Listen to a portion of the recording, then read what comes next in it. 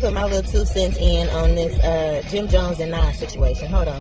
Okay, so I didn't see the whole interview with Jim Jones. I think my homework for tonight is going to be to watch at least one of the interviews where he's so-called calling himself out for being a little more in the know musically, especially in 225, you feel me, than Nas. I'm gonna watch at least one interview about it. But the pieces that I did see, which is why I want to comment on it, it did come off disrespectful because Nas is low-key a GOAT. But if you asking a kid that's listening to 2025 type music, he not gonna give a fuck about Nas because Nas's lyrical content is a little deeper, you feel me, and he has a story, he has a whole message behind his shit. Jim Jones and Nas is not even in the same motherfucking category though.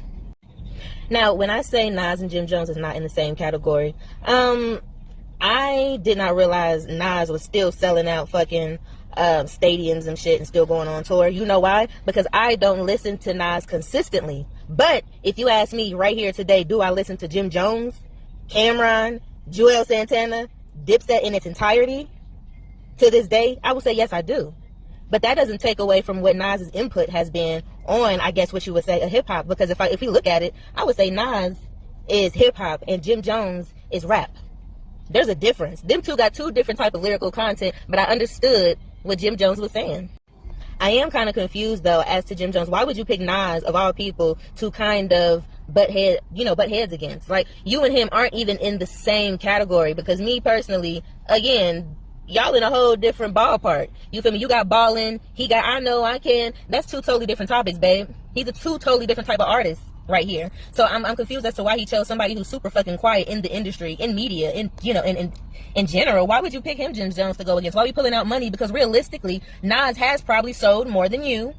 And I haven't seen the numbers, but realistically, he's probably sold more than you. But you are more present because you are more seen in the media than him. So that's why, I don't know. It's kind of odd that I think he does have a new song out, and I heard it, and it's like Outside, or We've Got That On, or something, Outside. And honestly, it is catchy. Good, Cardi B got Outside. Got it Outside. I guess what the winter about to be some hot shit, huh? Because we got motherfucking Cardi calling niggas bitches, which I think she been doing that.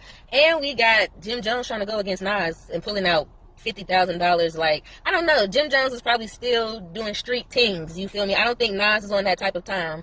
So I think what Jim Jones is doing is what we can call clout chasing. Because pick somebody else. I don't think you're going to get much clout off of Nas.